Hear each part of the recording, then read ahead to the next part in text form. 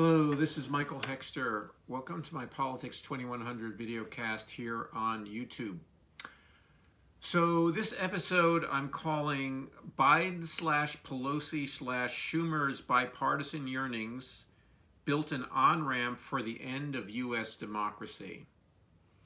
So the title is an attempt to point a finger at the Democrats and the leadership of the Democratic Party for failing to protect both themselves and protect the institutions that they depend on in our democracy for their positions of power and influence, and also, unfortunately, in some cases, their influence, their corruption too, and their wealth, a source of wealth beyond their salaries as government employees,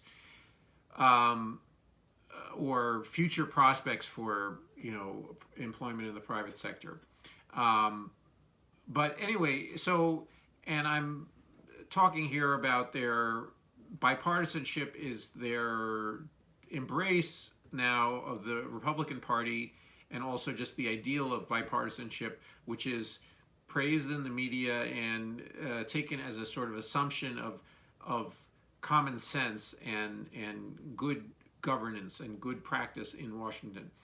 And there are so many assumptions built into the idea of bipartisanship that don't hold anymore, given the state of the Republican Party. So there's a denial and a refusal on the part of Biden, Pelosi, Schumer, and other leaders of the Democratic Party to come to terms with, in a real practical manner, with the state of almost the entire Republican Party. There are efforts to hold up, for instance, Liz Cheney or Adam Kinzinger as examples of the exceptional Republican that they want to reward, and they want to say that this is the real spirit of the Republican Party that they want to deal with. But those Republicans are on their way out of that party. And the party has been taken over, unfortunately, by Trump and his loyalists, or some version of Trump if he stumbles and falls. But anyway, the idea of Trumpism and the way to power that Trump blazed for the party, and this is something that's been pointed out in the New Atlantic piece by Barton Gellman, that way, that route that he showed is something that's been studied, and now people who are more systematic and more thoughtful than Trump are within the Republican Party are now implementing that route that he pointed out in his own disorganized and chaotic way during his presidency and just immediately thereafter. So anyway, so the embrace. This is something that I've written about in the past as the Democrats, in a way, as there's this fable of the frog and the scorpion, where the scorpion wants to cross the river, and the frog says, you won't sting me, will you, if I take you across the river? And the scorpion says, no, I won't sting you. So the frog gets the scorpion on its back, and the frog is swimming across the river, and the scorpion stings the frog, and as the frog is dying from the scorpion's sting, and they're both drowning essentially because the frog is keeping the scorpion up. The frog asks, "So why did you sting me?" And the scorpion says, "Well, it's in my nature." So this is a very grim fable, but I wrote a piece which I will put in the description box, that the Democrats are the frogs, okay, and they are trying to hold up the scorpion, the Republicans, and sort of stupidly and without recognizing the scorpion for its nature, so to speak, and trying to be friendly, trying to be helpful, and so this is, and it's kind of masochistic. Okay, this is self-defeating. This is it's very, very deeply ingrained in the Democratic Party. Now, there are rational reasons for them doing this as elite politicians.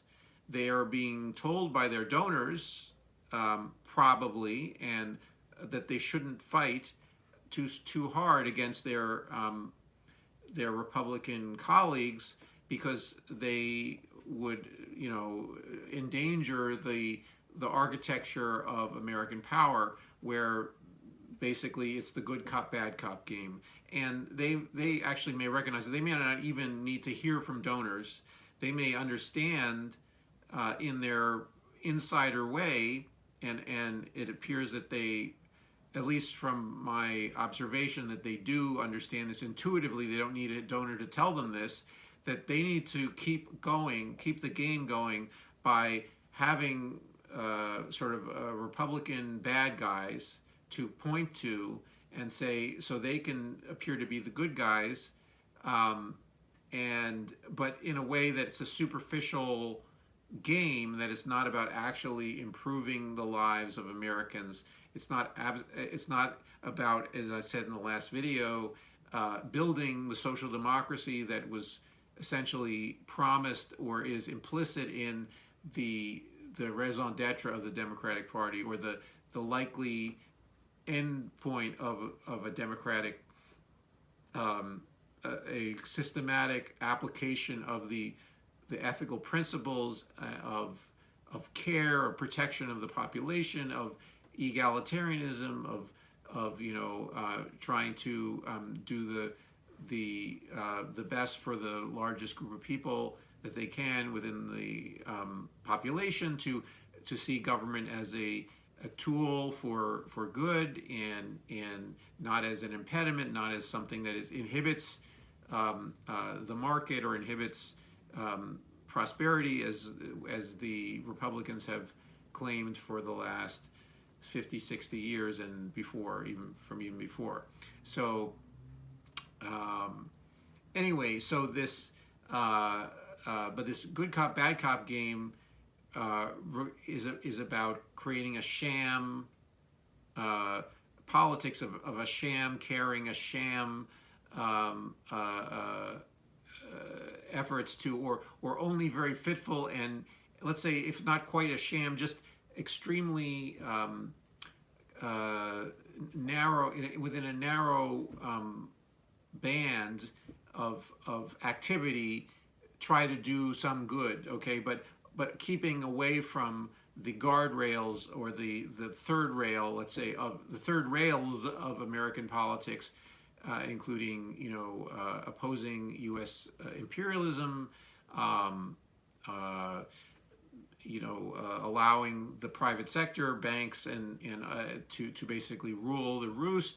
Another third rail is to have the public, this is from more of the modern money theory perspective, have the public transparently recognize their entitlement to have the benefit of the spending power of the government, largely for their own good, and not have that power sequestered by powerful interest groups. Okay, and that's one of the third rails that even is not, in my opinion, clearly articulated within progressive discourse either, that we need to appropriate and use transparently the currency issuing government's power to do good for the American people. I mean, there are certain issues which this is called for, but then progressives make their job harder by demanding that it be paid for by taxes, or quote unquote paid for. It is always paid for by the government simply issuing currency, but the logic and the rhetoric of pay-fors, and the entrapment of the people like Bernie Sanders in pay for ideology has shrunk the ability of progressives to demand that the government serve popular interests primarily, and serve the good of the most people, of ordinary people. And so, but this is getting a little bit away from the current danger, which Gelman points out in the Atlantic magazine, that the Republicans are already they're already creating a slow putsch, that Biden and Pelosi and Schumer are unwilling to meet with all the force they can muster, okay, that they have currently at their disposal to meet that putsch, and all the jibes that they throw, and the actual seditious crimes that some of the supporters of and some people within Congress, I think some are likely. The word sedition has not been used enough in publicly and in the serious legal sense, and using having charges brought against people for sedition, not just insurrection but sedition. That all of these charges, or this legal process, and also just using the tools of government to preserve a democracy, is a small d democracy, is something that is not prioritized by the current administration and by the leaders of in Congress. That they seem to be fitfully and unwillingly trying to prosecute or expose their erstwhile partners in governing, or their potential partners in governing, but who are constantly stinging them or stabbing them in the back, but that's a loaded word but they're constantly actually stabbing them in the front. They're not even stabbing them in the back, but that there's so many allowances made and so much within our public discourse for the Republicans being able to act out, to being able to act out their entitlement to power, and the Democrats have acceded to this and have supported it, and that just simply has to stop. And if it doesn't stop, we will have a takeover by these Republicans who are saying, well, we feel entitled to power, and we will engineer a way to get power through using our existing power, and they have some institutional power in the courts, in state legislatures, so forth and so on, and then also potentially in Congress if they take it over again in 2022. And so, and they are not the bipartisan friends that Pelosi, Biden, and Schumer continue to pretend that they are. And there are more. I am just adding my voice to a chorus of people who are now saying this, and including Gelman and for instance, Digby Parton, Heather Parton, in her Hullabaloo blog, and there are other people who some of these voices are. I mean, the Atlantic is a fairly mainstream magazine, so that it's good that this discourse is penetrating into the mainstream. And my vlog here is not part of the mainstream, but anyway, or my blog, my written blog, where I wrote about this, months ago, or maybe almost a year ago now.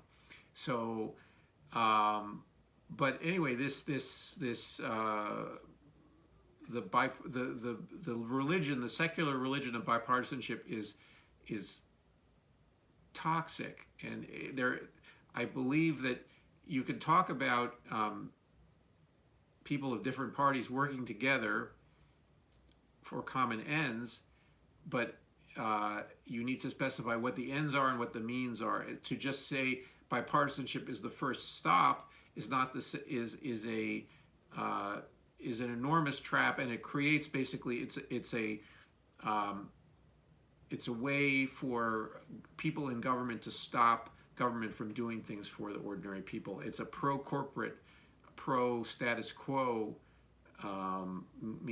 way to freeze government. So we have on the one hand the bipartisanship ideology. On the other hand, we have just Republicans who simply just blockade anything the other party does or the Democrats do. So they have it both ways. The Republicans claim that they're pro-bipartisanship while they blockade. Okay, and meanwhile the Democratic leadership claims that they're bipartisan while they basically lie down and submit to what the Republicans want or what their donors want in 90% of situations. So, I mean, there are a few areas where we have seen some spine from the Democrats. For instance, the preceding withdrawal from Afghanistan was took some guts by Biden, and also I think he's a credible representative of U.S. I would say interests. I'm not saying they're all good interests, but he's vis-a-vis Russia and the standoff regarding Ukraine, where I mean there's things to be said on both sides. Ukraine is unfortunately used as a football between the Western Bloc or NATO and Russia, but anyway, so there's some areas where they're not pushovers, but in this area where essentially fascists are starting to take over and neo-Confederates are starting to take over our government and our electoral process, the Democrats have been supine. Okay, and so I would want them to take this much more seriously and start prosecuting. If they can, or using the powers of their office, or certainly politically start with a political initiative of criticizing. Okay, start a political initiative of making it clear that they, politically, in the sense of in the public sphere, using the public sphere to talk about how institutions are being undermined, the institutions of voting are being undermined by the Republicans, and that your vote, everyone's vote is being called into question by this initiative. So anyway, I will probably speak about this at some other time. Unfortunately, it's not something that's going away anytime soon from either side. Either the efforts of the Republicans to